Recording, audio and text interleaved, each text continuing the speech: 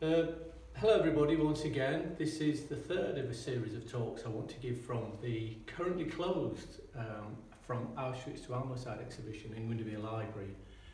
It's a permanent exhibition that tells the story of the 300 child Holocaust survivors who came to the Lake District in 1945 directly from Prague.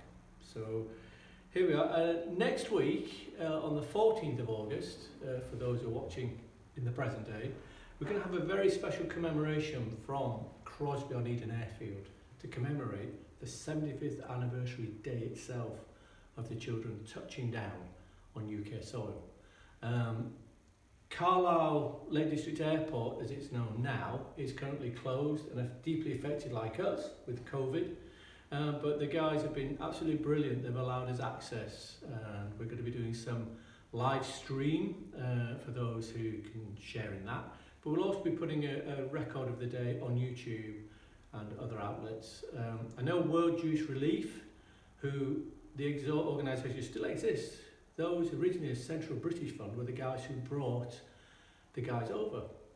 So they'll be doing something as well. So we'll be sort of liaising with each other, I'll put it like that.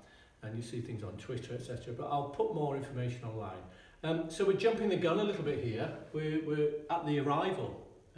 This is scenes in the Lake District. But we'll actually be touching on this in much more detail next week.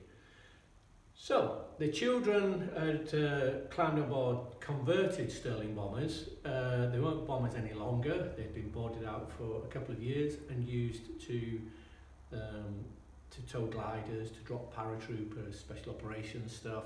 So they were really kitted out to take passengers, but no seating. Incredibly uncomfortable journey. And also a lot of turbulence. We know there was a slight delay in Prague for the guys to be picked up from there, to be brought to the UK, because of incredibly bad weather between the UK and Czech Republic at that time. So there's a window of opportunity. So they had the famous photograph taken in front of the Hughes Memorial, Prague Square. They were taken to Prague Airport and climbed aboard these Sterling bombers. They flew over. I talked to Ike Alterman. Ike was one of the guys who was in the Windermere Children and documentary. Dear old friend of ours, a really lovely man, close friend, and Di, his partner. He rang coincidentally a couple of days ago, and we were chatting about all sorts of things, but also about the journey. He can't remember much about the flying itself. He remembers that they were all sort of herded together and steered by the carer team, Central British Fund, now World Jewish Relief. And he remembers flying over, not much noise or chatting on the aeroplanes, very noisy, very uncomfortable, sitting on wooden boards, but hugely exciting. He remembers landing at Crosby-on-Eden Airfield, and he gave me a great explanation about how it felt and some of the things from the time. You'll have to wait for that until the 14th of August. For now, we'll quickly go into the arrival. So this will set some context after Crosby-on-Eden. They arrived in the Lake District. The first of them arrived at 5 p.m. in the evening. The flight, believe it or not, was 7 to 8 hours. Some even stopped at Eindhoven on the way to refuel. It's not modern jet flying by any means. So they arrived at 5. The last of them arrived around about 9:15 in the evening, and then they were brought on a convoy of buses to Calgarth Estate in Windermere, which is why in the drama, the film drama, you'd have noticed they arrived in darkness. Many of them did. They hadn't actually seen the Lake District that was surrounding them. They were just brought through the heart of the Lake District. We presume the A66 through the Lake District to Windermere, Calgarth, in darkness. And so the depiction in the Windermere Children drama is pretty accurate. But one thing the Windermere Children drama did miss out on was actually, and it's become quite a pervasive thing now, because this film went around all the world. It's shown in the US, across Europe, Germany, Israel. And for many people, they think there was nobody living at Calgarth Estate. Somebody contacted a couple of days ago saying they arrived in a deserted village, a deserted workers' scheme. Actually, there were still over 1,000 people living there. These were workers at the nearby Short Sunderland factory, and yeah, they arrived, and there were certainly a lot of locals on hand, and we have a lot of references to the relationships between the boys and girls and the local community. Some very, very strong and exist to this day.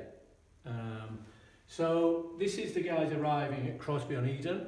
Again, I'll talk more about that next week.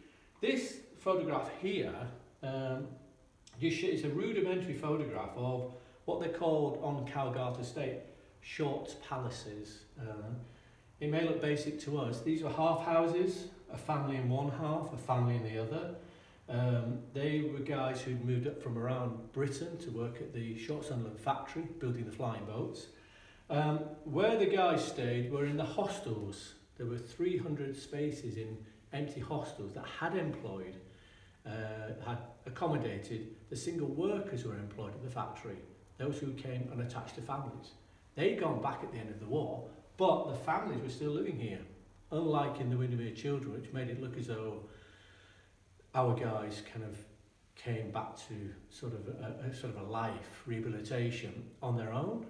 They had tremendous help from World Youth Relief and the carer team, but the carer team also acknowledged the impact that the local people had as well. They offered them dignity for the first time in 5 years, and sometimes a little bit more than that, but I'll talk about it later. So this is one of the Shorts Palaces. It was built very, very quickly, very sort of military looking. Shorts were the company that built the flying boats. Very basic, but for the Lake District at the time, they had running water in these buildings. They had a form of central heating in the back boiler. They had indoor toilets. I mean, they may seem sort of nothing out of the ordinary to us, but at that time, we got a statistic that over 40% of the Lake District at that time had people living here without running water in their houses, where their toilet facilities were outside. Some, very, very basic. So these Shorts Palaces were aspirational. The thing about it is they had to build them to a higher degree, a higher standard, because the original workers from Shorts in Rochester, who were the guys who were going to come up and build these flying boats and train half the workforce of untrained people to show them how to do it, they were reluctant to come to the Lake District. Can you believe that? From Kent to the Lake District. So they had to provide above average facilities for them, school, theatre, eating block. Because unlike nowadays, where millions upon millions of people can visit the Lake District and do by car, you can do a day journey, even, well, I would say a day from London, but it's quick. The train, the access, and in those days it was a long way from anywhere and remote. No television, no mobile phones. You can imagine it was a backwater. So to tempt them, they had to build the accommodation to a higher degree than was normally expected. So this is where the people lived who welcomed the boys. So this is them arriving at Crosby-on-Eden. There was one journalist on site who went from Carlisle to cover this. More about that next week. These are some photographs of the guys having just arrived. And it's interesting that we got a report, and at the end of the report, on the tarmac, the final quote is, "The behaviour of the children was exceptionally good, all instructions being immediately obeyed." I think that reflects incredibly well on the boys and girls that came, given what they'd lived through. I think it was incredible. And just before I sign off, this book has come out. It's called After the War, From Auschwitz to Ambleside, by Tom Palmer, a dear friend now.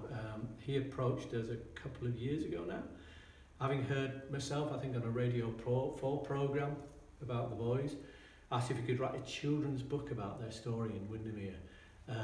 He's recognised by Ofsted, the government organisation that looks after standards of education in the UK. He's in all the bookshops, he's in the schools, in the school libraries, and he's written this terrific book which came out last week. You can buy it on Amazon. We were very involved with it. All I can say is Tom will be with me next week at the airport in Carlisle, talking about the book and reading excerpts from it, as will some second generation guys who will have some interesting input into what we talk about. But interesting, Tom poured his heart and soul into this. You know, he visited Theresienstadt, he visited Auschwitz, he visited Krakow, Plaszow, he visited, of course, Windermere. He met a lot of the boys, and he met the local community that welcomed them. And you'll find in this a lot of the stories with the relationship between the local community and our children that weren't included in the Windermere Children. As excellent as that drama was, it went through many, many script changes. And unfortunately at the end, to create this, what they call a narrative arc, a lot of the earlier versions had the local community in. So this will fill in those gaps. And we have another book coming out from a new second generation publishing, which I'm involved with another chap, Henry Hockland, who is a second generation. And it's an incredible book, insight into the Windermere reception camp. But for now, I'll be here next week. Well, not actually here. I'll be online from Crosby Eden Airfield on the 14th of August. I'll promote it everywhere. I'll be with Tom with his new book. Okay? And after next week, I'll come back and I'll complete this section of the journey for the exhibition. So thank you for joining me, and I'll hopefully see you all next week.